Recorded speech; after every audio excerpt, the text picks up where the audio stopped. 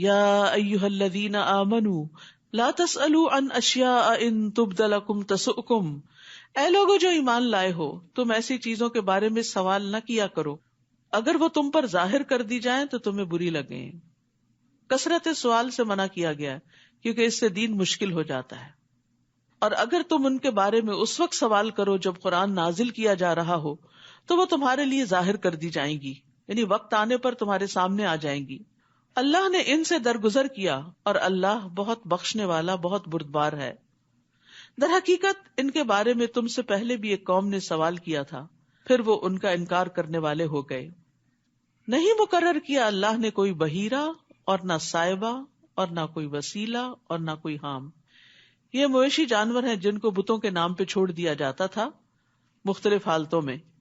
اللہ سبحانہ تعالیٰ نے ان کے اوپر یہ فعل لازم نہیں کیا تھا، لوگوں نے خود ہی یہ چیزیں ایجاد کر لی، یہ بدعات ایجاد کر لی۔ لیکن وہ لوگ جنہوں نے کفر کیا وہ اللہ پہ جھوٹ گھڑتے ہیں، اور ان میں سے اکثر عقل نہیں رکھتے۔ اور جب ان سے کہا جاتا ہے کہ آؤ اس چیز کی طرف جو اللہ نے نازل کی، اور آؤ رسول کی طرف، تو وہ کہتے ہیں ہمیں وہی کافی ہے جس پر ہم نے اپنے باپ دادا کو پایا۔ یاد رکھیے دین کے معاملات میں، دین کے احکامات میں باپ دادا کے قول کی کوئی حیثیت نہیں۔ جب آپ کو کوئی کام عبادت سمجھ کے کرنا ہے تو اس لیے نہیں کرنا کہ وہ میری ساس بھی ختم دیتی تھی تو اس لیے میں بھی دیتی ہوں۔ اس کی کیا دلیل ہے؟ اگر دلیل نہیں ہے تو آپ یہ کام مت کریں۔ تو کسی بھی نیکی کے کام کو کرنے کے لیے آپ کے پاس یا تو قرآن کی کوئی آیت ہونی چاہیے یا رسول اللہ صلی اللہ علیہ وسلم کی کوئی سنت ہونی چاہیے، کوئی حدیث ہونی چاہیے، کوئی دلیل ہونی چاہیے۔ تو بہت سے لوگ غلط کام صرف اس لیے کرتے رہتے ہیں کہ وہ ان کی فیملی ٹریڈیشن ہے یا ان کے ماں باپ یہ کیا کرتے تھے، بس اس کے علاوہ کوئی دلیل نہیں۔ تو یہ دلیل آخرت میں قبول نہیں۔ کیا بھلا اگرچہ ان کے باپ دادا کچھ علم بھی نہ رکھتے ہوں پھر بھی وہ اپنے باپ دادا کی پیروی کریں گے اور نہ ہی وہ ہدایت یافتہ ہوں؟ تو لوگوں کے دین و دنیا کو ضائع کرنے کا ایک بہت بڑا سبب اللہ کی نازل کردہ ہدایت کو چھوڑنا اور آبا کی تقلید کرنا ہے۔ اور یہ صرف عبادات کے معاملے میں نہیں، بعض اوقات کلچر کے معاملے میں بھی کچھ ایسی چیزیں ہم نے اپنے اوپر حرام کر رکھی ہیں کہ جو اللہ کے دین نے حرام نہیں کی۔ مثلاً اپنی ذات سے باہر شادی نہیں کریں گے، اپنے خاندان سے باہر شادی نہیں کرنا، یا اسی طرح کی اور چیزیں جس کو دین نے منع نہیں کیا، حرام نہیں کیا، لیکن ہم نے خود ہی کر دیا۔ تو اس چیز کے بارے میں بھی ہمیں سوچنا چاہیے کہ جس چیز پر ہم سختی سے پابند ہو جاتے ہیں، اڑ جاتے ہیں، ڈٹ جاتے ہیں، دیکھنا چاہیے کیا واقعی اس پر اتنی ثابت قدمی کا حکم ہمارے دین نے بھی ہمیں دیا۔ یا ایھا الذین آمنوا، اے لوگو جو ایمان لائے ہو، تم پر لازم ہے اپنی جانوں کو بچانا، یعنی سب سے پہلے انسان پر ذمہ داری اپنے آپ کی ہوتی ہے۔ جو بھٹک گیا وہ تمہیں کچھ نقصان نہ دے سکے گا جبکہ تم خود ہدایت پا چکے۔ اللہ کی طرف تم سب کا لوٹنا ہے، پھر وہ تمہیں بتائے گا جو تم عمل کرتے تھے۔ یعنی یہ نہیں کہ انسان لوگوں کی ہدایت کے لیے اور ان کو تبلیغ کرنے کے لیے اور ان کو نصیحتیں کرنے کے لیے تو اپنی زندگی کھپا دے اور خود اپنی عبادت کو بھول جائے اور نماز بھی وقت پہ نہ پڑھے۔ تو سب سے پہلے خود عمل کرنے کی ضرورت ہے۔ بعض لوگ اس آیت سے پھر ایک اور طرح کا معنی نکال لیتے ہیں کہ شاید نیکی کا حکم دینا یا برائی سے منع کرنا واجب نہیں، ہمیں تو صرف اپنی ہی فکر کرنی چاہیے۔ یہ اس آیت کا مطلب نہیں۔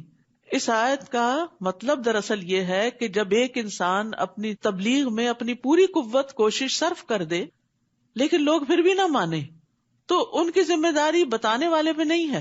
اس سے نہیں پوچھا جائے گا کہ لوگوں نے کیوں نہیں مانا۔ ان کا بھٹکنا تمہیں نقصان نہیں دے گا اگر تم خود ہدایت یافتہ ہو۔ ہاں، اگر خود بھی ہدایت پر نہیں تو پھر پکڑ ہوگی۔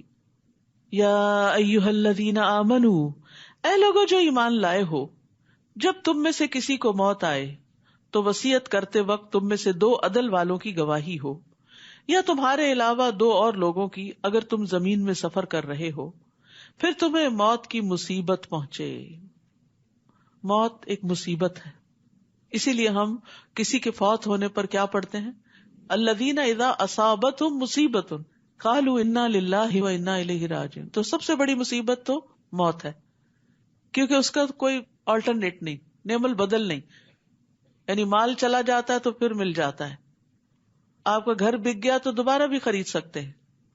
کوئی نیبرز اچھے تھے چلے گئے تو کوئی اس سے اچھے نیبرز آ سکتے ہیں، لیکن اگر کوئی دنیا سے چلا گیا تو واپس نہیں آ سکتا.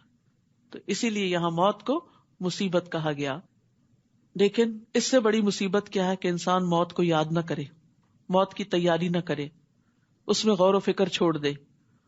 تو ایک موت ہی نصیحت کرنے کے لیے کافی ہے اگر انسان واقعی اپنی موت کو سنجیدگی کے ساتھ سوچے.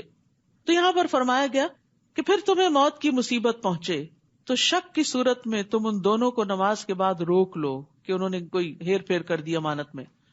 پھر وہ دونوں اللہ کی قسمیں کھائیں کہ ہم اس قسم سے کوئی قیمت نہیں لے رہے اگرچہ وہ رشتہ دار ہوں، اور نہ ہم گواہی کو چھپا رہے ہیں. اگر ہم ایسا کریں تو بے شک تب ہم البتہ گناہگاروں میں سے ہوں گے. تو یہاں وصیت کی اہمیت کے بارے میں بھی پتہ چل رہا ہے کہ اگر انسان سفر پر بھی ہو تو بھی اسے اپنے مال کے بارے میں وصیت کرنی چاہیے. حدیث میں آتا ہے نبی صلی اللہ علیہ وسلم نے فرمایا کسی بھی مسلمان کو لائق نہیں کہ وہ 3 راتیں بھی نہ گزارے مگر اس حال میں کہ اس کی وصیت اس کے پاس لکھی ہوئی. یعنی اگر اس کے پاس کوئی ایسے مال و دولت ہے، ایک تو یہ ہے کہ جو بھی آپ کی ملکیت ہے وہ وارثوں کے اندر تقسیم ہو جاتی، لیکن اگر آپ اپنی زندگی میں کوئی اپنے مال کا حصہ کسی خاص مقصد کے لیے وقف کرنا چاہتے ہیں، کسی مسجد کے لیے، کسی دینی ادارے کے لیے، کسی غریب رشتہ دار کے لیے، کسی مسافر خانے کے لیے، کوئی کنواں کھدوانے کے لیے، کہ آپ کے مرنے کے بعد آپ کے مال میں سے وہ چیز نکال لی جائے اور اس فلاں مد میں دے دی جائے، تو اس کو انسان جلد از جلد لکھ لے اور لکھ کر رکھ لے تاکہ بعد میں پھر وارث سارا مال اپنے میں تقسیم کر لے اور آپ کے لیے کچھ بھی نہ بچے. یعنی آپ کا مال آپ کی زندگی میں آپ کا ہے، مرنے کے بعد آپ کا نہیں ہے. ہاں صرف اتنا حصہ آپ کی مرضی کے مطابق استعمال ہوگا جس کی آپ وصیت کر جائیں گے، لیکن وہ وصیت بھی 1/3 میں ہوتی ہے. یعنی مال کے تیسرے حصے میں آپ کو اجازت ہے کہ آپ اپنی مرضی سے اپنے مرنے کے بعد خرچ کروائیں، لیکن اس سے زیادہ کی نہیں، وہ تو بہرحال وارثوں کو جائے گا ہی.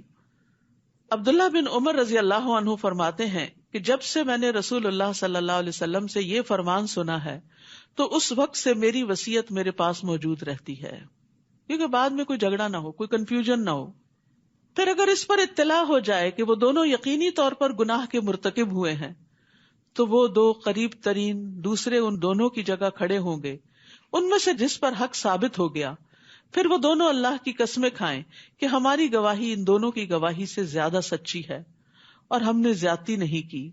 اگر ہم ایسا کریں تو یقیناً تب ہم البتہ ظالموں میں سے ہوں گے.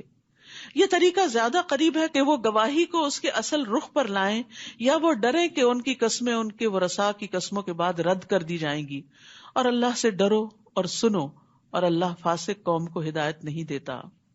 واتقوا اللہ واسمعوا، یعنی تقوی کے ساتھ سننا وہ ہوتا ہے جس میں انسان عمل بھی کرتا ہے، اور اگر نہیں تو پھر ہدایت سے دور نافرمان ہے، اور نافرمان کو پھر ہدایت نہیں ملتی، نیکی کی توفیق نہیں ملتی. جس دن اللہ رسولوں کو جمع کرے گا پھر وہ پوچھے گا تم کیا جواب دیے گئے تھے؟ وہ کہیں گے ہمیں کچھ علم نہیں، بے شک تو ہی غیبوں کا خوب علم رکھنے والا ہے. یعنی اس کا یہ مطلب نہیں کہ رسول انکار کر دیں گے کہ ان کی امتیں جو کچھ کرتی رہی انہیں پتا نہیں. یہ اصل میں اس دن کی ہیبت اور ہولناکی کی وجہ سے. یاد رکھیے آخرت کا دن بڑا سخت دن ہے کہ اس دن رسول بھی گھبرا جائیں گے جنہوں نے زندگی میں کبھی کوئی گناہ نہیں کیا.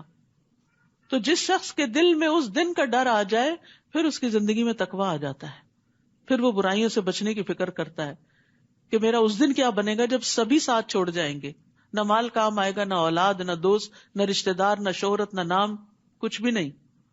تو گھبراہٹ سے کہیں گے کہ ہمیں علم نہیں، لیکن جب تھوڑے تسلی میں آئیں گے تو وہ جواب دیں گے اور اپنی امتوں کے بارے میں گواہی دیں گے کہ انہوں نے پیغام قبول کیا یا نہیں.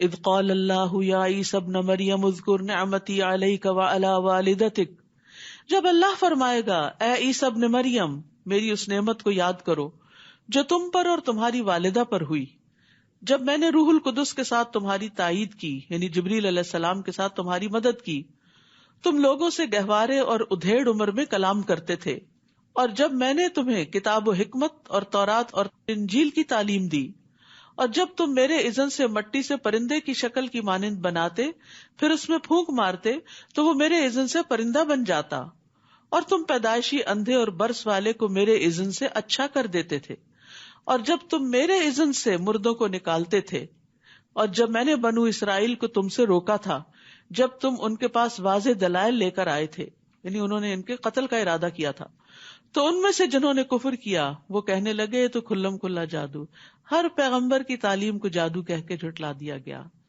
اور یہ دراصل لوگوں کا اپنے آپ ہی کو دھوکہ دینا تھا۔ تو اس آیت سے بنیادی طور پر عیسیٰ علیہ السلام کی ربوبیت کا رد کیا جا رہا ہے کہ لوگ ان کو الہ مانے، کیونکہ انہوں نے کیا کہا تھا، میں نے سب کام اللہ کے اذن سے کیے ہیں، تخلیق کے جو کام ہیں وہ اللہ کے اذن سے کیے ہیں۔ اور پھر ہم سب کو یاد رکھنا چاہیے کہ کسی بھی انسان سے فائدہ یا نقصان صرف اللہ کے اذن سے ہوتا ہے، اس لیے اپنے اندر سے ڈر نکال دینا چاہیے اور اللہ پہ بھروسہ کرنا چاہیے۔ بعض اوقات ایسا خوف لائق ہوتا ہے نا، فلاں شخص مجھے بدنام کر دے گا، فلاں شخص مجھ پہ ظلم نہ کرے، فلاں ایسا نہ کرے، نہیں، سب کچھ اللہ کے ہاتھ میں ہے۔ نبی صلی اللہ علیہ وسلم نے ابن عباس سے فرمایا تھا، یا غلام جان رکھو اگر ساری دنیا مل کر بھی تمہیں نفع پہنچانا چاہے تو تمہیں نفع نہیں پہنچا سکتی سوائے اس کے جو اللہ نے تمہارے لیے لکھ دیا، اور اگر سارے مل کر تمہیں نقصان پہنچانا چاہیں تو تمہیں نقصان نہیں دے سکتے سوائے اس کے جو اللہ نے تمہارے لیے لکھ دیا۔ قلم اٹھا لیے گئے اور صحیفے خشک ہو گئے۔ تو اصل قوت، قدرت، طاقت اللہ کے ہاتھ میں ہے۔ تو عیسیٰ علیہ السلام سے جو معجزات سرزد ہوئے جن کا اس آیت میں ذکر ہے، وہ سب کچھ دراصل اللہ کے اذن ہی سے ہوا۔ اور یاد کرو جب میں نے حواریوں کی طرف الہام کیا کہ مجھ پر اور میرے رسول پر ایمان لاؤ، اللہ نے ان کے دل میں ڈالا، انہوں نے کہا ہم ایمان لائے، قالوا آمنا واشہد باننا مسلمون، اور گواہ رہو کہ بے شک ہم مسلمان ہیں۔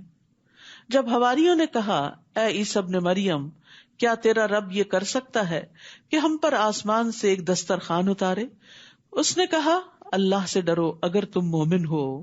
انہوں نے کہا ہم چاہتے ہیں ہم اس میں سے کھائیں اور ہمارے دل مطمئن ہو جائیں۔ آپ دیکھیے عیسیٰ علیہ السلام نے کیسے کیسے معجزات نہیں دکھائے تھے، اس کے بعد مزید کا مطالبہ ہے، اور ہم جان لیں کہ تم نے ہم سے سچ کہا تھا اور ہم اس پر گواہوں میں سے ہو جائیں۔ عیسیٰ ابن مریم نے کہا اے اللہ، اے ہمارے رب، تو ہم پر آسمان سے ایک خوان اتار جو ہمارے پہلوں اور پچھلوں کے لیے عید ہو جائے اور تیری طرف سے ایک نشانی ہو، اور ہمیں رزق عطا فرما، تو سب سے بہترین رازق ہے۔ اللہ تعالیٰ سے رزق مانگنا بھی چاہیے، اور جو لوگ رزق کی پریشانی یا تنگی کا شکار ہوں وہ یہ دعا پڑھا کریں، اللہم ارزقنی وانت خیر الرازقین، اور پورا کارڈ تیار کیا گیا ہے، وہ رزق میں فراخی کی دعاؤں پر مشتمل ہے، تو اس کو کثرت سے پڑھیں۔ یعنی جو لوگ بھی اس معاملے میں پریشان ہوتے ہیں کہ ان کے حالات تنگ ہیں یا کیا بنے گا ان کا، یا جاب نہیں ہے یا اور اسی طرح کے مسائل ہیں، تو یہاں پر عیسیٰ علیہ السلام بھی دعا مانگ رہے ہیں، وَارْزُقْنَا وَأَنْتَ خَيْرُ الرَّازِقِينَ، اور اللہ کو رازق ماننا اللہ کو بڑا پسند ہے کہ ہم اس کو رازق مانیں۔ ہم رزق لوگوں کے ہاتھ میں سمجھتے ہیں، اس کو خوش کر دیں تو ہمیں فلاں چیز مل جائے گی، اس کو خوش کر دیں تو وہاں سے یہ بینیفٹ حاصل ہو جائے گا، جبکہ رزق کی کنجیاں اللہ کے ہاتھ میں ہیں۔ قال اللہ انی منزلها علیکم، اللہ نے کہا بے شک میں اسے تم پر نازل کرنے والا ہوں، تو جو کوئی تم میں سے اس کے بعد کفر کرے گا تو میں ضرور اسے ایسا عذاب دوں گا جو میں نے جہان والوں میں سے کسی ایک کو نہ دیا ہوگا۔ اور جب اللہ کہے گا اے عیسیٰ ابن مریم، کیا تم نے لوگوں سے کہا تھا کہ اللہ کو چھوڑ کر مجھے اور میری ماں دونوں کو الہ بنا لو؟ وہ کہے گا پاک ہے تو، میرے لیے مناسب نہیں کہ میں وہ بات کہوں جس کا مجھے حق نہیں۔ اگر میں نے یہ کہا ہوتا تو یقیناً تو اسے جانتا ہوتا، تجھے پتا ہے میں نے نہیں کہا ایسا کچھ، تو جانتا ہے جو میرے نفس میں ہے، میں نہیں جانتا جو تیرے نفس میں ہے۔ یہ بات بھی اس لیے کہی جا رہی ہے کہ لوگوں کو پتہ چل جائے کہ عیسیٰ علیہ السلام کا الہ ہونے میں کوئی حصہ نہیں، بے شک تو ہی غیبوں کا خوب علم رکھنے والا ہے۔ تو یہاں پر آپ دیکھیے عیسیٰ علیہ السلام کا ایک خوبصورت انداز کے جواب دینے سے پہلے تسبیح کی، سبحانک۔ تو یہ بھی ایک اچھا انداز ہوتا ہے کہ بعض اوقات آپ کوئی دین کی بات بیان کر رہے ہوتے ہیں تو بیچ بیچ میں اپنے لیکچر کے دوران، گفتگو کے دوران آپ بار بار سبحان اللہ کا لفظ کہیں، یعنی بیان کرنے والا بھی اور سننے والے بھی جہاں کوئی بات دل کو لگے اللہ کی، وہاں سبحان اللہ پڑھیں کہ پاکی اللہ کے لیے، سب تعریف اللہ ہی کے لیے ہے۔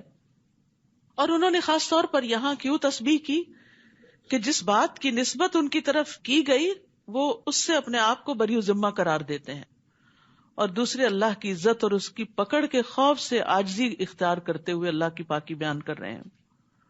تو بندے کے ایمان کی علامت ہوتی ہے کہ وہ اللہ سبحانہ وتعالیٰ کے ساتھ مخاطب ہوتے ہوئے ادب اختیار کرتا ہے. اللہ سبحانہ وتعالیٰ سے ایسے باتیں نہیں کرنی چاہیے جیسے ہم آپس میں ایک دوسرے سے کر رہے ہوتے ہیں یا کسی بچے سے کر رہے ہوتے ہیں. اللہ سبحانہ وتعالیٰ سے ہر طرح کی بات کر لیں لیکن ادب اور احترام کے ساتھ. اللہ بہت بڑا ہے.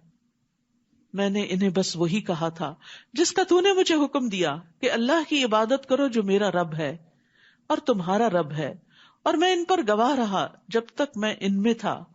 پھر جب تو نے مجھے پورا لے لیا تو تو ہی ان پر نگران تھا اور تو ہر چیز پر خوب گواہ ہے. یعنی اللہ سبحانہ وتعالی ہمیشہ سے ہر چیز پر پوری طرح نگران ہے. وہ خود بھی نگران ہے اور فرشتوں کے ذریعے بھی بندوں کی نگرانی کرواتا ہے. کرامن کاتبین دائیں بائیں بیٹھے ہوئے ہیں جو بندے کے ساتھ ہیں، چاہے وہ اکیلا ہو چاہے وہ سب کے ساتھ ہو، دن ہو رات ہو، کوئی جنگل ہو صحرا ہو، وہ نہیں ساتھ چھوڑتے. ان تعذبہم فانہم عبادک وان تغفر لہم فانک انت العزیز الحکیم. اگر تو انہیں عذاب دے تو بے شک وہ تیرے بندے ہیں، اور اگر تو انہیں بخش دے تو بے شک تو بہت زبردست، بہت حکمت والا ہے. سبحان اللہ، کس طرح انتہائی ادب کے ساتھ اللہ سے گزارش کر رہے ہیں. قال اللہ ھذا یوم ینفع الصادقین صدقہم. اللہ فرمائے گا آج وہ دن ہے جس میں سچوں کو ان کی سچائی فائدہ دے گی. قیامت کے دن کیا چیز کام آنے والی ہے؟ سچائی. ان کے لیے ایسے باغات ہیں جن کے نیچے نہریں بہتی ہیں، جن میں وہ ہمیشہ ہمیشہ رہنے والے ہیں. اللہ ان سے راضی ہو گیا اور وہ اس سے راضی ہو گئے. یہی بہت بڑی کامیابی ہے. عبداللہ بن مسعود رضی اللہ عنہ سے روایت ہے کہ رسول اللہ صلی اللہ علیہ وسلم نے فرمایا، بے شک سچائی نیکی کا رستہ دکھاتی ہے. سچائی نیکی کا رستہ دکھاتی ہے اور نیکی جنت کی طرف لے جاتی ہے. اور آدمی سچ بولتا رہتا ہے یہاں تک کہ وہ صدیق کا مرتبہ حاصل کر لیتا ہے. اور جھوٹ برائی کا رستہ دکھاتا ہے اور برائی آگ کی طرف لے جاتی ہے. اور آدمی جھوٹ بولتا رہتا ہے یہاں تک کہ وہ اللہ کے ہاں جھوٹا لکھ دیا جاتا ہے، کذاب لکھ دیا جاتا ہے. للہ ملک السماوات والارض وما فیہن وہو علی کل شیء قدیر.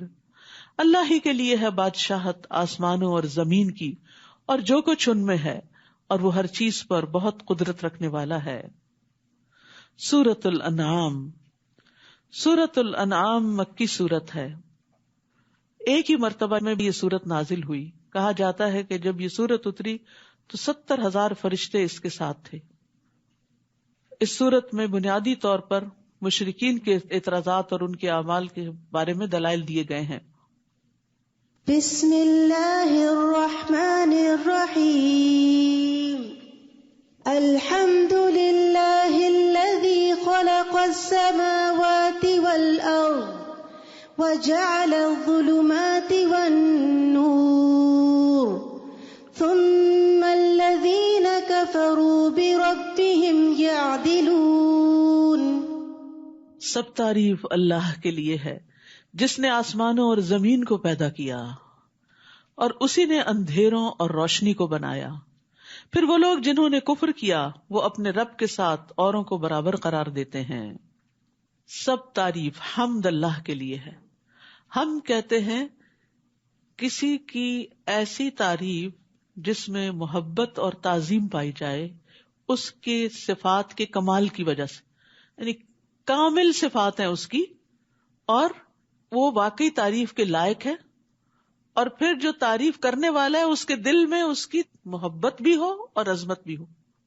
تعریف تو ہم بہت سی چیزوں کی کرتے ہیں لیکن جو تعریف محبت اور عظمت کے بغیر ہوتی ہے وہ مدح کہلاتی ہے. جیسے بادشاہوں کی لوگ کرتے تھے، چاپلوسی، خوشامد وغیرہ کہ ان سے کچھ حاصل کر لیں. لیکن حمد اللہ ہی کے لیے ہے اس کی کامل صفات کی وجہ سے، اور کسی کے اندر کامل صفات نہیں ہے. اور پھر یہاں یہ کہا گیا الحمدللہ. قرآن کی 5 سورتیں ہیں جن کے پہلے الحمدللہ کا لفظ آتا ہے. تو یہ حمد اس لیے کہ وہ حمد کے لائق ہے. اور یہ کہا گیا کہ حمد اللہ ہی کے لیے. یہ نہیں کہا گیا میں حمد کرتا ہوں، کیونکہ میں ہر وقت تو نہیں کرتا. لیکن جب یہ کہہ دیا جائے حمد اللہ ہی کے لیے ہے تو پھر اس میں سے زمانہ نکل جاتا ہے ہمیشہ، ماضی میں بھی، حال میں بھی، مستقبل میں بھی، اور وہ اس کے لائق بھی ہے. تو سب تعریف اللہ ہی کے لیے ہے جس نے آسمانوں اور زمین کو پیدا کیا. یعنی کس بنا پر؟ کہ اس کے اتنے بڑے بڑے کمالات ہیں، صفات کمال کی وجہ سے حمد ہے. یعنی اللہ سبحانہ تعالیٰ ہی خالق کائنات ہے، اس لیے سب تعریف اسی کی ہے. اور اس نے اندھیرے زیادہ ہیں اور روشنی کو بنایا. لیکن وہ لوگ جنہوں نے کفر کیا اللہ سے، اور یہاں اللہ کی الوہیت سے، کیونکہ ربوبیت سے تو اہل مکہ بھی انکار نہیں کرتے تھے کہ اللہ ہی رب ہے، لیکن اللہ کو الہ نہیں قرار دیتے تھے، اس کے ساتھ شرک کرتے تھے. فرمایا جنہوں نے کفر کیا اس بات کا، وہ اپنے رب کے ساتھ اوروں کو برابر قرار دے دیتے ہیں، یعنی بتوں وغیرہ کو. تو یاد رکھیے منعم حقیقی اللہ ہی ہے. رسول اللہ صلی اللہ علیہ وسلم کی دعوت کیا تھی؟ آپ نے فرمایا میں اس اللہ کی طرف دعوت دیتا ہوں جو اکیلا ہے. وہ اللہ کہ جب تم پر کوئی مصیبت آتی ہے اور تم اسے پکارتے ہو تو وہ تمہاری مصیبت کو دور کرتا ہے. جب تم کسی بیابان اور جنگل میں راستہ بھول جاؤ اور اس سے دعا کرو تو وہ تمہیں واپس پہنچا دیتا ہے. اور جب تم قحط سالی میں مبتلا ہوتے اور اس سے دعا کرتے ہو تو وہ تمہارے لیے پیداوار ظاہر کر دیتا ہے. تو یاد رکھیے حمد اور شکر اللہ ہی کے لیے ہے جو اکیلا رب ہے، مالک ہے، الہ ہے، عبادت کے لائق ہے. وہی ہے جس نے تمہیں مٹی سے پیدا کیا، پھر اس نے موت کا ایک وقت مقرر کیا اور قیامت کا وقت بھی مقرر ہے. یعنی ایک جرنی ہے، ایک سفر وہ ہے جو اس دنیا میں تم گزار رہے ہو، اور ایک پھر موت کے بعد، اور ایک پھر موت کے بعد جی اٹھنے کے بعد. پھر بھی تم شک کرتے ہو. وہ اللہ ہی ہے الہ برحق آسمانوں اور زمین میں، یعنی آسمان میں بھی وہی الہ ہے، زمین پر بھی وہی الہ ہے. وہ تمہارے پوشیدہ اور ظاہر کو جانتا ہے، اور وہ جانتا ہے جو کچھ تم کماتے ہو. تمہاری ساری کمائی، کوششیں اور تمہارے اچھے برے عمل سب اس کو پتا ہیں. اور نہیں آتی ان کے پاس ان کے رب کی طرف سے نشانیوں میں سے کوئی نشانی مگر وہ اس سے اعراض کرنے والے ہیں. اعراض کا مطلب ہوتا ہے نشانیوں میں غور و فکر چھوڑ دینا، جبکہ غور و فکر کرنا واجب ہے. کائنات کی نشانیوں میں غور و فکر کرنے سے اللہ کی معرفت حاصل ہوتی ہے، اللہ تعالیٰ سے محبت پیدا ہوتی ہے، اللہ تعالیٰ کی قدرت سامنے آتی ہے، پھر اسی کے آگے جھکنے کو دل چاہتا ہے. تو آسمان اور زمین کے درمیان جو کچھ بھی ہے، ایک ذرے کے اندر چاہے غور فکر کرو یا بہت بڑے آسمان کے بیچ میں، یہ اللہ کی تخلیق کی نشانیوں میں سے ہیں جو انسان کو اللہ کی قربت عطا کرتی ہیں. بس تحقیق انہوں نے حق کو جھٹلا دیا جب وہ ان کے پاس آ گیا. بس ان قریب ان کے پاس اس چیز کی خبریں آئیں گی جن کا وہ مذاق اڑاتے تھے. کیا انہوں نے دیکھا نہیں کہ ہم نے ان سے پہلے کتنی ہی قوموں کو ہلاک کر دیا جنہیں ہم نے زمین میں ایسی قوت دے رکھی تھی جو ہم نے تمہیں نہیں دی. یعنی بڑی بڑی قوت والی ترقی یافتہ قومیں اللہ نے تباہ کر دی. اور ہم نے ان پر آسمان سے بہت برسنے والا میਂہ بھیجا، اور ہم نے نہریں بنائی جو ان کے نیچے بہتی تھیں. پھر ہم نے انہیں ان کے گناہوں کی وجہ سے ہلاک کر دیا، اور ان کے بعد ہم نے دوسری قومیں اٹھائیں. تو یاد رکھیے گناہ نعمت کے زوال کا باعث بنتے ہیں. اللہ نے نعمتوں کی فراخی کی، انہوں نے ناقدری کی، ناشکری کی. فَأَهْلَكْنَاهُمْ بِذُنُوبِهِمْ، تو ان کے گناہوں کی وجہ سے پھر ہم نے ان کو ہلاک کر دیا. نعمتیں ختم ہو گئیں اور ان کی جگہ اور لوگ دنیا میں آ گئے. تو یاد رکھیے ہر مصیبت گناہ کی وجہ سے ہی آتی ہے، اور صرف توبہ سے ہی اس کو دور کیا جا سکتا ہے. یہ بات اگر انسان یاد رکھے تو بہت سے مسائل سے چھٹکارا پا لے. تو گناہوں کی کثرت پر پھر عذاب آ جایا کرتا ہے. رسول اللہ صلی اللہ علیہ وسلم نے فرمایا چھوٹے گناہوں سے بھی اپنے آپ کو بچاؤ، کیونکہ بعض اوقات بہت سے چھوٹے گناہ بھی اکٹھے ہو کر انسان کو ہلاک کر دیتے ہیں. تو اس میں سیکھنے کی بات یہ ہے کہ جب کوئی مصیبت آئے تو انسان غور و فکر کرے کہ آئی کیوں، میں کیا غلط کرتا تھا. تو اس غلطی کو سوچ کر پھر توبہ کی جائے، اس کا کفارہ ادا کیا جائے، صدقہ خیرات کیا جائے تاکہ وہ مصیبت ٹل جائے. اور اگر ہم آپ پر کاغذ میں لکھی ہوئی ایک کتاب نازل کرتے جس کا وہ مطالبہ کر رہے تھے، پھر وہ اسے اپنے ہاتھوں سے چھو بھی لیتے، ٹچ کر لیتے، صرف دیکھتے نہیں چھوتے بھی، تب بھی جن لوگوں نے کفر کیا وہ ضرور کہتے یہ تو کھلا جادو ہے، اور انہوں نے کہا کہ اس پر کوئی فرشتہ کیوں نہیں اتارا گیا، اور اگر ہم کوئی فرشتہ اتار دیتے تو معاملے کا فیصلہ ہی کر دیا جاتا، پھر وہ مہلت نہ دیے جاتے، اور اگر ہم اس رسول کو ایک فرشتہ بناتے تو ہم اسے لازماً ایک آدمی ہی بناتے، اور ہم ان پر اس معاملے کو مشتبہ کر دیتے جس میں وہ اب شبہ کر رہے ہیں۔ اہل مکہ کہتے تھے کہ انسان کیوں پیغمبر ہے، وہ تو ہم جیسا ہی ہے، کوئی فرشتہ ہونا چاہیے۔ تو اللہ تعالیٰ نے فرمایا اگر فرشتہ اصلی شکل میں آئے تو تمہیں نظر ہی نہ آئے تو پھر کیا فالو کرو گے اس کو، اور اگر انسانی شکل میں آئے تو پھر وہ انسان ہی ہوگا، تو کیا فائدہ ایسا مطالبہ کرنے کا۔ اور یقیناً آپ سے پہلے کئی رسولوں کا مذاق اڑایا گیا، تو ان میں سے جن لوگوں نے مذاق اڑایا انہیں اسی عذاب نے گھیر لیا جس کا وہ مذاق اڑایا کرتے تھے۔ تو جب دین کی وجہ سے، آپ کے حجاب کی وجہ سے، یا آپ کی نماز کی وجہ سے، یا آپ دین کی تبلیغ کے کام کی وجہ سے آپ کا اگر مذاق اڑایا جائے تو غم نہ کیا کریں، اس کام کو چھوڑ نہ دیا کریں، کیونکہ پیغمبروں کا بھی مذاق اڑایا گیا جو اللہ کی محبوب ترین ہستیاں تھیں۔ غم نہ کریں کیونکہ آخرت، عاقبت، انجام تقوی والوں ہی کے لیے ہے۔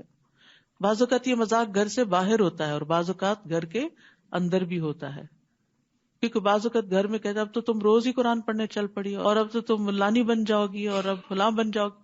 تو ایسی صورت میں انسان سوچتا ہے کہ یہ روز مجھ سے باتیں نہیں سنی جاتی، بہتر ہے میں چھوڑ ہی دوں۔ نہیں، چھوڑنا نہیں ہے نیکی کے کام کو۔ بہت دفعہ ایسا ہوتا ہے کہ لوگ ناسمجھی کی بنا پر آج آپ کا مذاق کرتے ہیں، لیکن کل وہی آپ کے انتہائی قدردان بھی ہو جاتے ہیں۔ تو اللہ کی طرف سے ایک امتحان ہوتا ہے نا کہ کون شخص کتنا سچا ہے، کتنا مخلص ہے اپنے اس نیکی کے کام میں جو واقعی وہ کہہ رہا ہے کہ میں اللہ کے لیے کر رہا ہوں۔ کیونکہ جو کام اللہ کے لیے کیا جاتا ہے وہ بندوں کی باتیں بنانے پہ چھوڑ نہیں دیا جاتا، یہ ہماری نیت ہی کا ٹیسٹ ہوتا ہے۔ کہہ دیجئے چلو پھرو زمین میں، پھر دیکھو کیسا ہوا انجام جھٹلانے والوں کا۔ کہہ دیجئے کس کا ہے جو کچھ آسمانوں اور زمین میں ہے، کہہ دیجئے اللہ ہی کا ہے، اس نے اپنی ذات پر رحمت کرنا لازم کر لیا ہے۔ وہ تمہیں قیامت کے دن ضرور بضرور جمع کرے گا جس کے آنے میں کوئی شک نہیں ہے۔ وہ لوگ جنہوں نے اپنے آپ کو خسارے میں ڈالا بس وہ ایمان نہیں لائیں گے، یعنی ان کے سامنے جتنے بھی دلائل آ جائیں وہ نہیں مانیں گے۔ اور یہاں بڑی اچھی بات جو پتہ چل رہی ہے کہ رحمت اللہ نے اپنے اوپر لازم کی ہوئی، لہذا اللہ سے رحمت مانگا کریں۔ اللہم انی اسألک من فضلک ورحمتک فإنہ لا یملکھا الا انت۔ اے اللہ میں تجھ سے تیرے فضل اور تیری رحمت کا سوال کرتا ہوں کیونکہ بے شک تیرے سوا کوئی اس کا مالک نہیں، اور اسی کے لیے ہے جو آسمانوں اور زمین میں ٹھہرا ہوا ہے، اور وہ خوب سننے والا، خوب جاننے والا ہے۔ یہاں خاص طور پر سکون کا ذکر کیا گیا ہے، جو ٹھہرا ہوا ہے۔ سکون اللہ کی نعمتوں میں سے ایک بہت بڑی نعمت ہے۔ جب رات آتی ہے خاص طور پر تو بہت سی چیزیں چلنے سے رک جاتی ہیں اور ایک راحت کا سما ہوتا ہے، تو اس پر بھی اللہ کا شکر ادا کیا کریں۔ کہہ دیجئے کیا میں اس اللہ کے سوا جو آسمانوں اور زمین کا پیدا کرنے والا ہے کسی اور کو اپنا سرپرست بنا لوں، حالانکہ وہی سب کو کھلاتا ہے اور اسے نہیں کھلایا جاتا۔ کہہ دیجئے بے شک مجھے حکم دیا گیا ہے کہ میں اسلام لانے والوں میں سب سے پہلا ہو جاؤں، اور یہ کہ آپ ہرگز مشرکین میں سے نہ ہوں۔